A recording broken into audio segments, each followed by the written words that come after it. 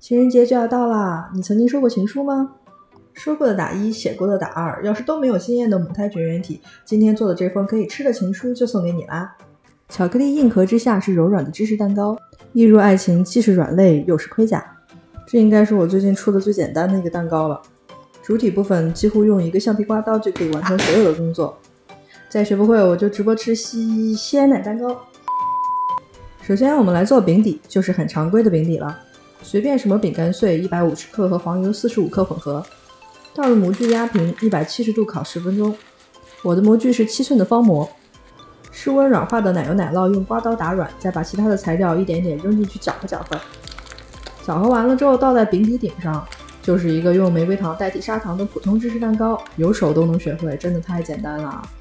120度烤1个小时左右，然后关火5半个小时。把芝士蛋糕放进冷冻室，在蛋糕冻好之前，我们来做装饰。用干佩斯捏好薰衣草。我们小学那会儿特别流行这个电视剧啊，满大街都是卖薰衣草的。然后我上一次收到情书差不多也是那会儿的事儿。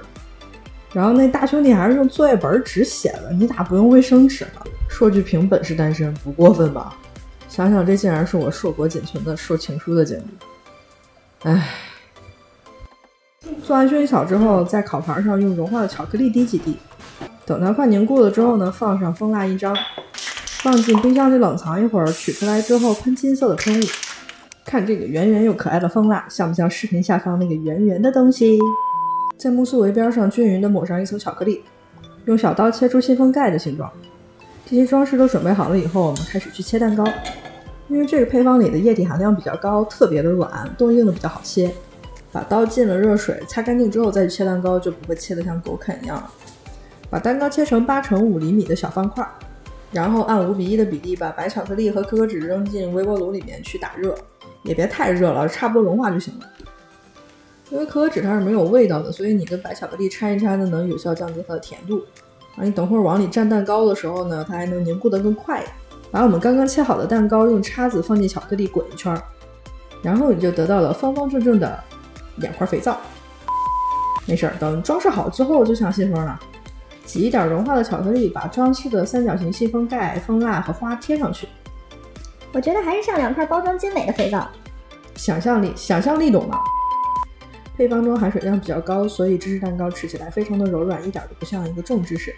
然后配上奶香味特别重的这种巧克力脆皮，吃起来就像冰淇淋一样。我给这个芝士蛋糕减了糖，所以说配上那个巧克力，它的甜度就刚刚好。冷藏完之后，那个玫瑰花的香味就更重了，更像肥皂了呢。